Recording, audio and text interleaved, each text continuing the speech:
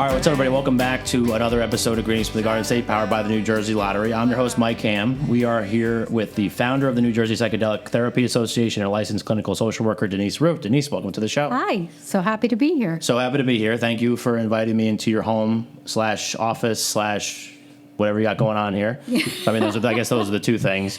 I like these. Like Thank some of these you. old tins. I like those, like this milk sugar. That's pretty cool. Yeah, all collected. Yeah. We love it. Old timey. Yeah, for sure. So, okay, I want to talk a little. We got introduced by Bill Anthes, who's a friend of mine, friend of the show. He's been on the show once. His wife, Cariana, has been on the show a couple times, and very appreciative of that.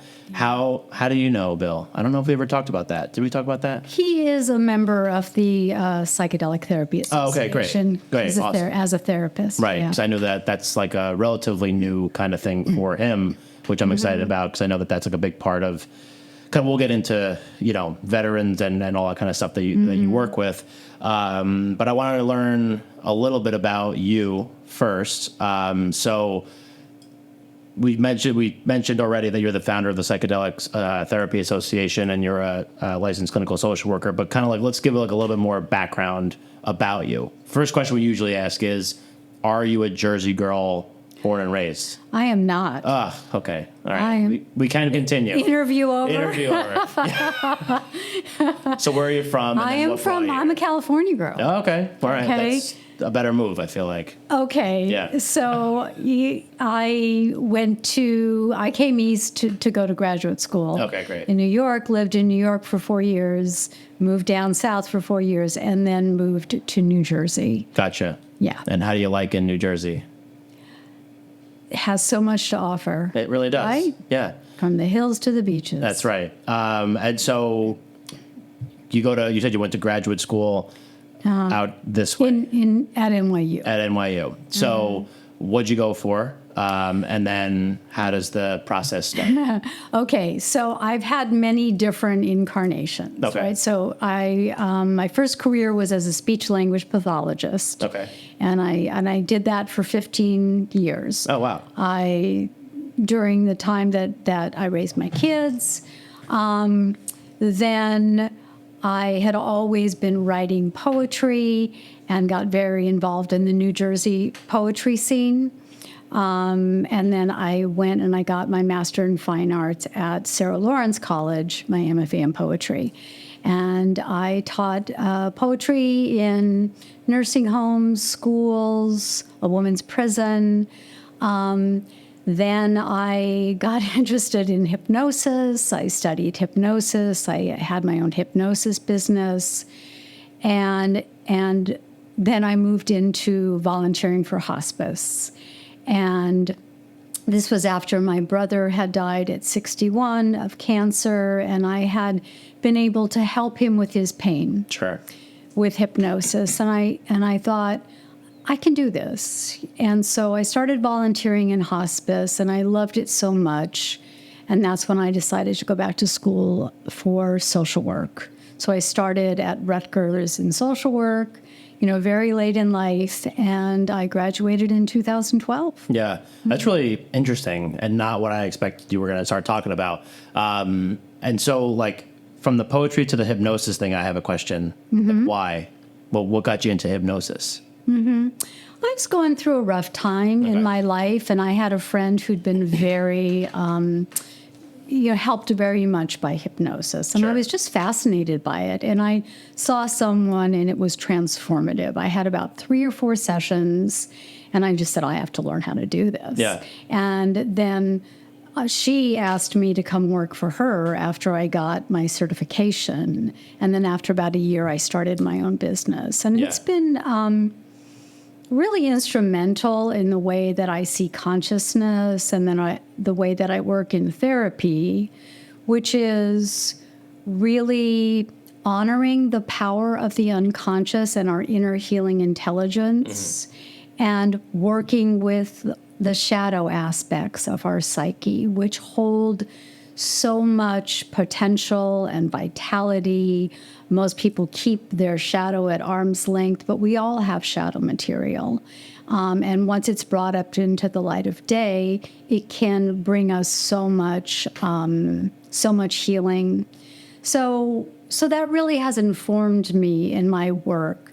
But when you're fiddling around with someone's unconscious, it's a lot of responsibility. Sure.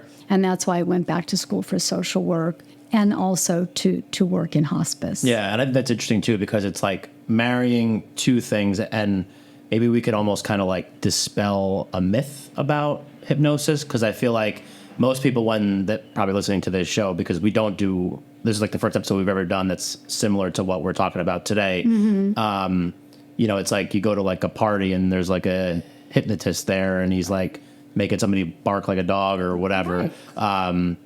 That's not what we're talking about. Obviously, we're talking about kind of like, you know, being able to help people. And I think that's really cool.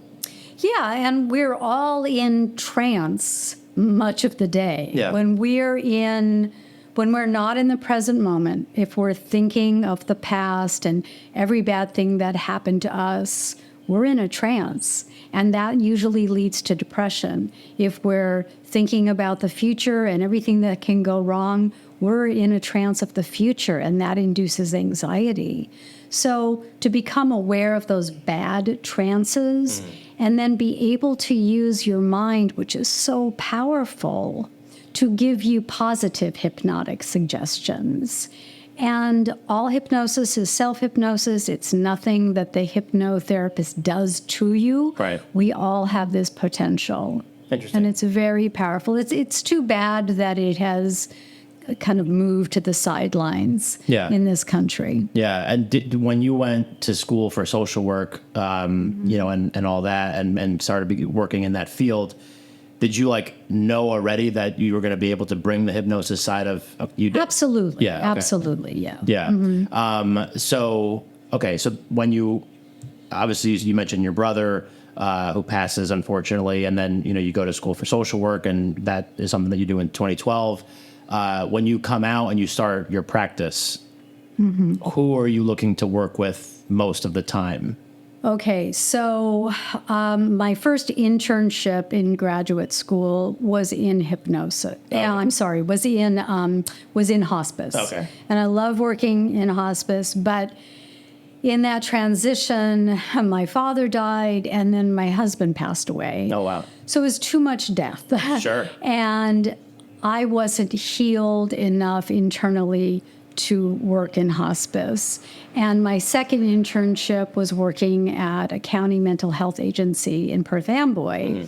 And that was a highly traumatized population, complex trauma, survivors of childhood sexual abuse, and I really loved that population. Yeah. And they hired me after my internship. So that was the way the universe led me, and that was my love. That became my love, to work with people who had experienced severe trauma, childhood trauma, adult trauma, and working with them in individuals and groups. Yeah. Does it ever, and I know we're going to get into more of the stuff that you're working on now, but just kind of like hearing the story so far and like kind of the stuff happening in your own personal life and the things happening, you know, in the work that you're doing and the people that you're working with, does it ever get tough? Because it's like a lot of seemingly heavy things to kind of help people through. And I feel like, I don't know, I have a lot of conversations with a lot of different types of people, and I wind up like taking on a lot of that stuff. Does that ever happen? Of course. Yeah. Of course. So you have to learn for survival as a therapist to hold your client's suffering with compassion, but not go down with the ship. Okay. Yeah. So it's a constant navigation to keep your heart open, but also trust that, yeah, there's suffering, but there's also healing. Right. And that can keep you buoyant in the face of suffering. Absolutely. Yeah, but you have to take care of yourself. For sure. Yeah. There's, I mean, that would be a slippery slope if you're adding like other people's stuff onto your own stuff and kind of going down that road. So Yeah. Yeah. I was just curious about that because that is a lot. So, and you start working with that, the adult trauma, childhood trauma. And then at what point in the story do we go to Jamaica? Like where's that part of the story coming? Okay. So, I had a friend whose son was at Johns Hopkins, and that's where they were doing the early research in psychedelics. So my friend's son was talking about, hey, do you know this research that's coming out? And so I started reading all the research that was coming out of Johns Hopkins, NYU, Imperial College in London. And just a light bulb went off, and I said, this can alleviate a lot of suffering. Yeah. But I had never experienced psychedelics myself, good Catholic girl. Sure. And, I fell prey to all of the propaganda, the Nixon era drug laws, all of the hype that LSD was going to scramble my chromosomes and make me go mad. And so it was just never in my life. So I said, well, before I get into this, go further into this, I'm going to have to experience my own psilocybin experience, because that was really the substance that kind of grabbed my heart. Yeah. And so I booked a retreat to Jamaica in July of 2018. I went. Yeah. And describe for people that, because like we mentioned Bill, and I know Bill's done some retreats and stuff. I've never done one. I don't know if I would ever have the guts to ever try it. But describe for people like what that experience is like, just so they can kind of get an idea, I guess. Okay. Well, making the commitment to go to a foreign country and be in a group, you're going to be vulnerable. It's making a financial and a time commitment to your mental health. But I had led groups as a therapist, so the group process I really loved. And so I went, and there were 15 guests, about 4 facilitators. And I wasn't nervous. I'd done so much reading about psilocybin. The retreat, if it's a good retreat, it will create a container of safety, where people are prepared. They know reasonably what to expect from whatever medicine they're using, be it psilocybin or ayahuasca. Are they the same or different? Oh, no. Different. Okay. Different. Just want to make sure. Yeah. So I was working with psilocybin or magic mushrooms. Got it. Okay. Yep. So the group container establishes a sense of safety, and people learn about what they can expect. There's a preparation session where all the guests talk about what they're struggling with. Why are they here? What do they hope that this medicine will bring them? What healing are they seeking? Right.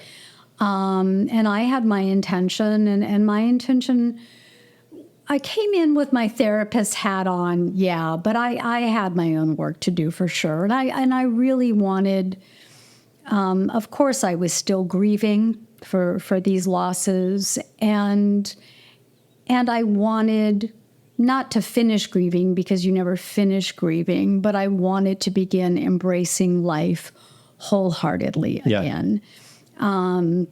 So that's what I asked for. I took 3 grams of psilocybin. It's an inward experience, eye shades, music, and then the medicine just works its magic. And then the facilitators are there to provide any kind of comfort, hand you a tissue, walk you to the bathroom, make sure you drink water, put a hand on your shoulder if you're having a rough time.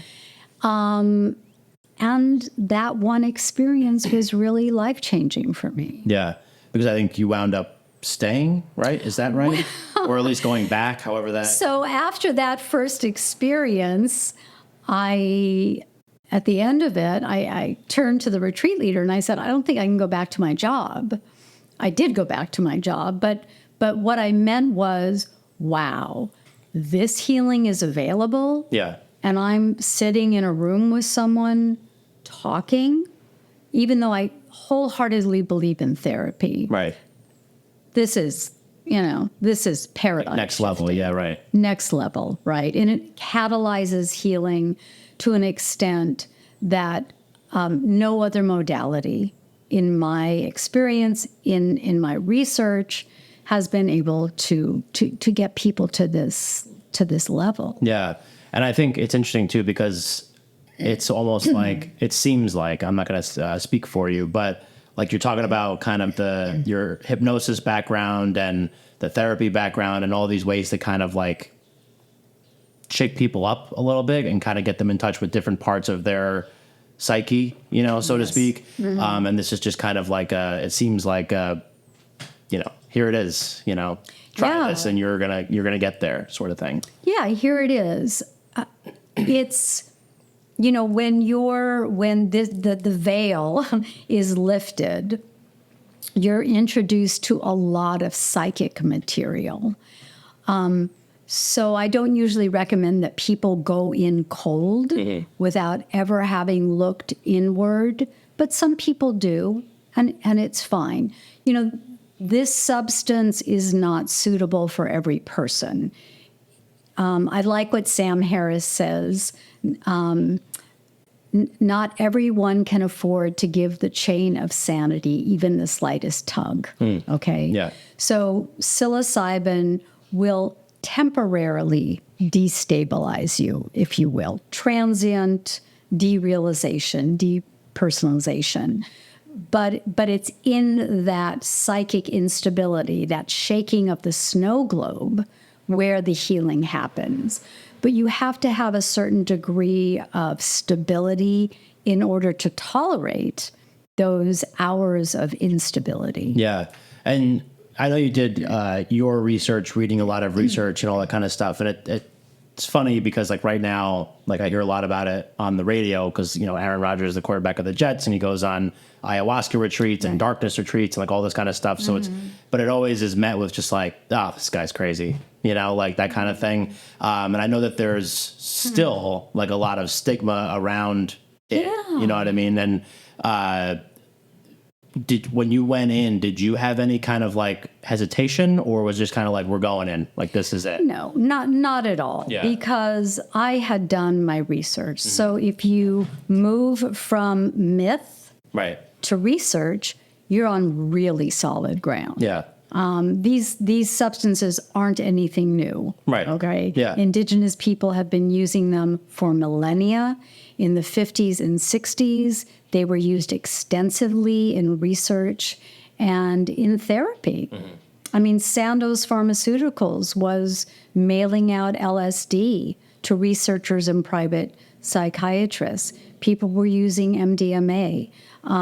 People were using mescaline within the context of this therapeutic container. Right. And they were seeing such amazing results.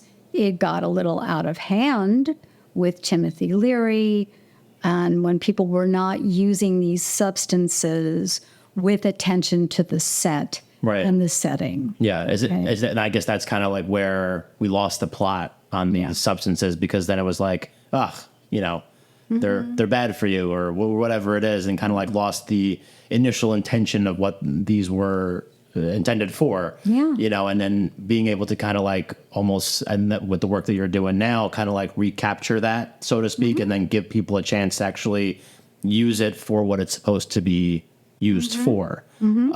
So I don't think we finished this part of the story, but take me through like kind of like the end of your time in Jamaica, because you stayed down there, right? Whatever it was, and worked down there. Is that correct? Yeah. So I was asked to come back as a therapist, and I moved there full time in September of 2019. Okay. And I was there until December of 2022. Oh, wow. Okay? So I worked as their therapist ended up leading retreats, and I was their clinical director towards the end. Yeah. Yeah. And what was the experience like on that side of it? Oh, the greatest work I've ever done. Really?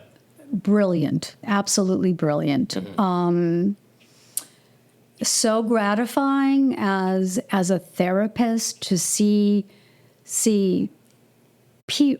people just coming through and having their breakthrough. Okay, and we're talking about people who had been highly psychiatrized. Okay, they'd been on every conceivable psychotropic medication. They'd had electroconvulsive therapy. They'd been in therapy for decades, but nothing had moved the needle. Yeah. Okay. So we had people coming in saying, I've tried everything else. If this doesn't work, I'm killing myself. Okay. Yeah. That's a lot of pressure. Pressure. Yeah, right? for sure. Yeah. So you have a week-long retreat, 3 doses of psilocybin with 3 integration sessions and a preparation session before the administration of the psilocybin, okay? And people had life-transforming experiences. Is it a one-and-done thing? Not necessarily. Yeah. Some people have one experience, and it's just life-transforming. For people with more in the grips of pretty significant mental health symptoms, like in treatment-resistant depression, panic disorder, PTSD, OCD, a lot of trauma, they're going to need usually continued therapy and maybe subsequent dosing. Yeah. But it kicks up the game like nothing else. Yeah, that's really interesting. And so you said 2022, you come back to Jersey. Mm-hmm. You come back to Jersey with the intention of kind of essentially leading the charge for kind of getting things passed to make it legalized in that space that we were talking about earlier? Mm-hmm. Or was it kind of you came back and continued your own practice and were like, you know what? Well, We need this kind of thing. Okay, well, it was time to leave Jamaica. Mm-hmm. That's a long time to be on an island. Sure, I would imagine. Yes. And as wonderful as it was time to move on. And I had a small private practice via Zoom when I was there, especially during COVID. Right. And so when I came back, I just beefed up my private practice. And then in April of 2023, because I was kind of sniffing out what's going on around here, because I'd been out of New Jersey for, 3-4 years. Yeah. And I knew that there was the Psilocybin Behavioral Health Access and Services Act bill in the legislature. But I didn't know anybody else who was doing this work. So I literally just started a group on Meetup. Yeah. And got a logo, and people came. Yeah. And what was that like for you to kind of like know that there's other people out there that are on board with this and they're going to, kind of like fight the good fight to kind of make sure that people are aware of the positives of it and kind of break those stigmas that maybe exist in certain communities around the state? Yeah, really gratifying to know that this was happening in New Jersey. And most of the therapists we're working with ketamine, mm-hmm. which is a Schedule III drug, but it's legal. So when people talk about psychedelic-assisted therapy, in most places that means ketamine. Okay. But what I'm interested in is psilocybin and getting this state, residents of this state, to have access to the healing power of this medicine. And so I think it's also interesting, too, that you started a group on Meetup, and next thing you know, like we were just talking off mic, that you're testifying before, the state Congress and all that kind of stuff. And at what point did you kind of, you start the group, but then at what point does it kind of almost become, I don't know if activist group is the right word. Is that, I don't want to push it into that realm. I guess it sort of is to a degree. That's one of our arms. Okay. So even before, as we were organizing and, people who were interested, they decided, okay, I'm interested in education. I'm interested in advocacy. So people on the board kind of took over, like, this is my baby. Okay, Yeah. so we have 3 arms: advocacy, education, and support for the therapists who are doing this work. So with education, we've presented in services, a couple already at Rutgers, another one upcoming. And so we're doing in services to educate therapists and other mental health practitioners, Yeah. right? And then the advocacy, well, we just fell into it naturally because that's what was happening with this bill. Yeah. But we also provide webinars and integration circles, article discussions, book discussions. So we're providing material for people who are interested Right. in these substances. Yeah. And so mention the bill's name again. So it is the Psilocybin Behavioral Health Access and Services Act. Okay. Okay. Well, for now, we will call it the bill. Otherwise, That's otherwise known as heretofore the bill. We'll make sure we write that out in the show notes, so people that are listening could just go look at it and make sure that they remember it. But that's a lot of things for me to remember. But the number is, in the Senate, it's 2283. okay, so when you start this, you come back to Jersey, you start this group, and you said the bill already existed.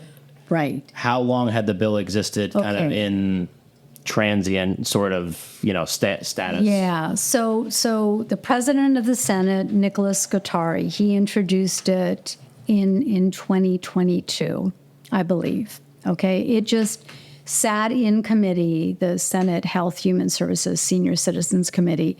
Didn't get any movement, but it was reintroduced in 2024. Okay. And it had some traction. Okay. So we just started educating, meeting with our local representative, and just giving them information about psilocybin itself, the research, and about psychedelic assisted therapy in general. So I think it's important to well, let me tell you what the bill proposes. Yeah. Okay. So it would make available to adults in New Jersey who meet certain criteria and who get a referral from a provider like a physician or an APN or their psychiatrist or psychologist, to get supported psilocybin services. Okay. So this does not mean legalizing psilocybin, and it does not mean there would be psilocybin dispensaries. Okay, it's not like cannabis. Yeah. So we need to separate that for sure. So if this bill were passed, it would establish regulation and licensing for psilocybin service centers. Okay, where trained and licensed facilitators could work in 3 parts with a patient. Okay, so psychedelic assisted therapy has three aspects to it: the preparation session, the administration session, and the integration session. All right. So it's not just here. Take a pill, take a pill. We'll be back in 5 hours. Yeah. That's not what it's about. Right. This is a safe medicine. It is non-addictive. It is non-toxic.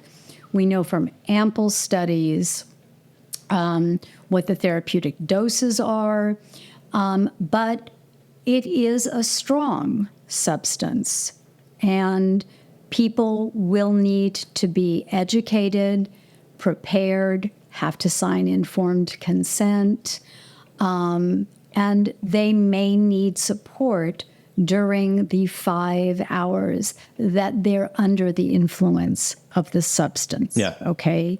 So the facilitator, again, who's who'll have to go through an extensive education program and be licensed, is not doing therapy per se, because the experience is introspective. It's behind eye shades, and you're listening to music, okay? Mm-hmm. So what psilocybin does is it changes your perceptions. It may give you auditory and visual hallucinations. It quiets down that part of our brain that's always chattering, and gives us this sense of who we are, which is it can be a false ego. So that ego may dissolve. Once that ego is dissolved, you may have the opportunity to have novel insights about your life, about your values. You may be able to access memories to kind of put the pieces together about past trauma. You may be able to get a newfound sense of self-compassion and compassion for others. You may have a mystical experience, which can be transformative. So, but it can be challenging at times. Right. So it's kind of a wave-like. I do compare it to the process of labor, right? You have a contraction, it's very painful, but it rises, it falls. And during that time, it's very helpful to breathe and to hold the hand of your midwife. Right. Okay, so that's what the facilitator is doing. Yeah. The facilitator is there to provide reassurance, a steady hand to hold, give you water, tell you you're doing okay, this is the medicine working, you're getting through this, right? So that's the administration session. Yeah.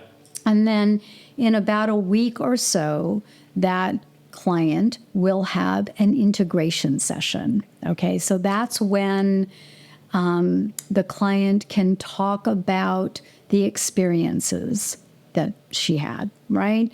The novel insights, the emotional breakthroughs, the mystical experiences. How do you make sense of this? And then how do you operationalize that? How do you behavioralize that so you can have, you can sort of water and nurture those seeds that the psychedelic has planted. Right. Right, because that integration part is just as important as that medicine session. Sure. Okay. Yeah. So highly regulated, using the natural mushroom, the manufacturers or the farmers, they'll be licensed too. Every step of the way, it's going to be regulated.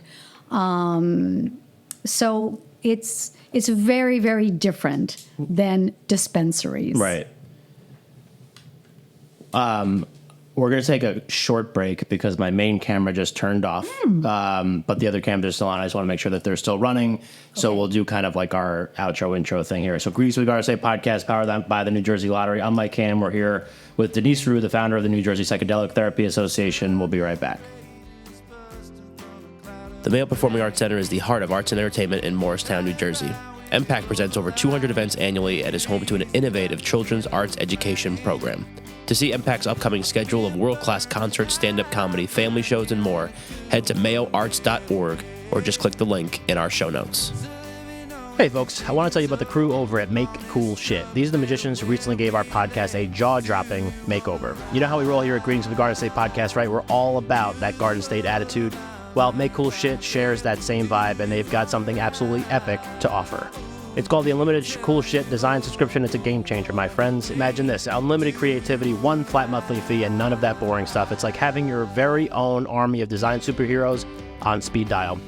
Whether you're a fresh startup or a seasoned business looking to shake things up, the team at Make Cool Shit has got your back. It's all about making your brand sizzle, no matter where you are in your journey. So if you're ready to turn your ideas into mind-blowing realities, then it's time to connect with Make Cool Shit. Check them out on Instagram at WeMakeCoolShit or visit their website, WeMakeCoolShit.co. Remember, that's co, not com. All right, we're back for the second segment of this episode of Greetings from the Garden State, powered by the New Jersey Lottery. We're here with the founder of the New Jersey Psychedelic Therapy Association, Denise Rue. So we had a quick technical glitch there, which is why we took a break. Otherwise, we would have just kept rolling because this is really interesting and obviously clearing up a lot of misconceptions on psilocybin and the work that you're doing and the bill, and also learning about your background and kind of how you got into this. So in the last answer before we took our break, you kind of explained what the bill is, what it would do for psilocybin, and people that would work with it, and patients that would use it. So it seems like and we talked about how long the bill has kind of been sitting there and now kind of being pushed along here through the work that you guys are doing. But talk to me also kind of about, like, once the bill gets passed, it still seems like there's a road to hoe there still, like it's not going to be like, hey, it's passed and just start like handing it out like Skittles, like there's more to it that has to happen, like the infrastructure around it and all of that you're talking about. That's a big part of it as well. Right. So, yeah, and that's important for people to know because people are suffering. People are experiencing a lot of mental health challenges, and they're going to want access to this, right? Yeah. But, okay, so right now it moved out. It was voted on in the affirmative in the Senate Health and Human Services Committee. Now it's on to the Assembly. I believe the hearing is going to be Monday the 20th on that. And then it will go to the Appropriations Committee, and then it will be voted on, okay? And then it will go to Governor Murphy's desk. Hopefully he will sign it. But it's not a done deal. Sure. It's not a done deal.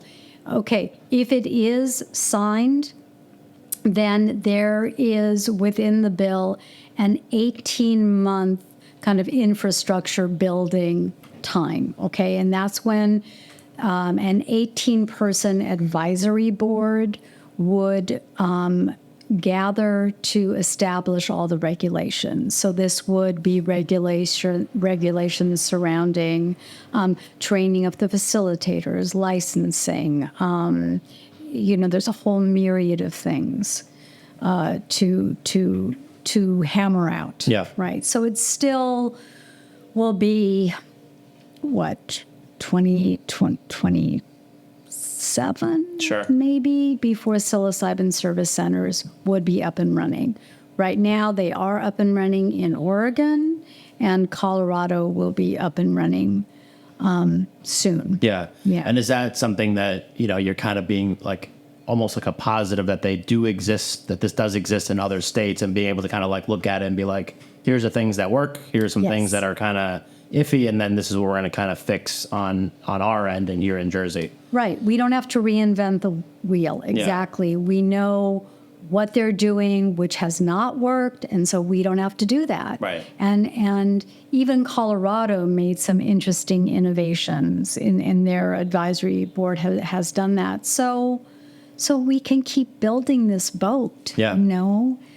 Yeah. And so while in Congress, and you said you told me off mic before that you testified recently, right? Mm-hmm. Was that your first time, multiple times? No, that was my first time. Okay. Before. What was that experience like? Is it scary? No, it was fine. I mean, as long as you're prepared and you believe in what you're talking about, I think that's... Yeah, and I mean, my goodness, you have 2 minutes. Oh, okay. So you want to lose sleep over that. Sure. I mean, you have a written testimony, and then some of the senators ask questions. Listen, there's a lot of misconceptions around psychedelic therapy, okay? And I think something that's important for people to understand is this is very different than an antidepressant, right? Okay? This is a substance paired with therapy or paired with support, okay? Yeah. So that is important for people to understand. And so I think it may have been hard for the senators to wrap their head around that. I mean, we're used to, in our culture, looking at our symptoms, if you will, as bad. We want to wipe them out. Here, take this pill. But that hasn't worked very well. Yeah. Has it? Right. All No. right. No, it hasn't. So this is calling us to shift our paradigm of thinking, okay? If people are suffering from depression, anxiety, PTSD, to heal that, people have to accept that this is what is happening, and they have to meet it, right? Yeah. Now, meet it in a way that that is loving and kind. And I know that sounds very all touchy-feely, but psilocybin and other psychedelic substances does allow you to accept, confront the core of the issues, Yeah. and to feel empowered by doing so, and to move through them and get to the other side. Right. Right? That's like an initiatory process. It's a hurdle. Yeah. And people feel very, very empowered. Okay. There's one research study by Dr. Rosalind Watts and